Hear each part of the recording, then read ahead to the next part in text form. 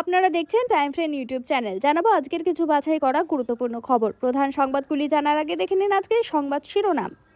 Vote চুরির প্রমাণ দিন অথবা ক্ষমা চান, রাহুল কি কড়া হুঁশিয়ারি নির্বাচন কমিশনের। ভোট চুরির অভিযোগ তুলে ভারতকে নির্বাচন কমিশনের বিশ্বাসযোগ্যতা নিয়ে প্রশ্ন তোলার পর কংগ্রেস নেতা রাহুল গান্ধীকে কড়া বার্তা দিল নির্বাচন কমিশন। কমিশন স্পষ্ট জানিয়েছে, রাহুল গান্ধী হয় তার অভিযোগের সপক্ষে প্রমাণ দিন, নয়তো দেশের মানুষের কাছে ক্ষমা চান।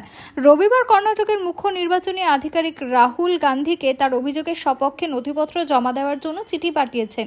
কর্ণাটক ও হরিয়ানায় পদক্ষেপ। কর্ণাটকের সিইও এর 10ই আগস্টের চিঠিতে বলা হয়েছে, রাহুল গান্ধী গত 7ই আগস্ট এক সাংবাদিক সম্মেলনে অভিযোগ করেছিলেন যে একজন ভোটার সুকুন রানী দুবার ভোট দিয়েছেন, কিন্তু প্রাথমিক তদন্তে সুকুন রানী এই অভিযোগ অস্বীকার করেছেন।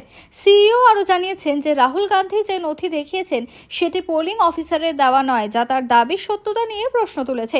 কর্ণাটকের নির্বাচনী কর্তৃপক্ষ রাহুল গান্ধীকে তার অভিযোগের সপক্ষে প্রাসঙ্গিক নথিপত্র জমা দিতে অনুরোধ করেছে, যাতে একটি বিস্তারিত তদন্ত করা যায়। একইভাবে হরিয়ানার মুখ্য নির্বাচনী কর্মকর্তাও রাহুল গান্ধীকে একটি হলফনামা জমা দিতে বলেছেন।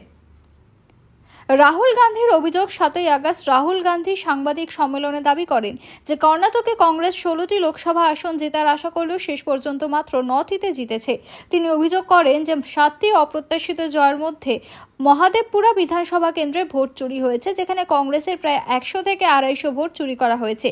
তিনি বলেন, আমরা 5টি ভিন্ন উপায়ে 1,250,000 ভোটের চুরি পেয়েছি, যার মধ্যে নকল ভোটার, জাল ঠিকানা এবং একটি ঠিকানায় 50 থেকে 60 জন মানুষের থাকার মতো বিষয় রয়েছে। কিন্তু সেখানে গিয়ে দেখা গিয়েছে ওই বাড়িতে এমন কোনো মানুষের অস্তিত্বই নেই।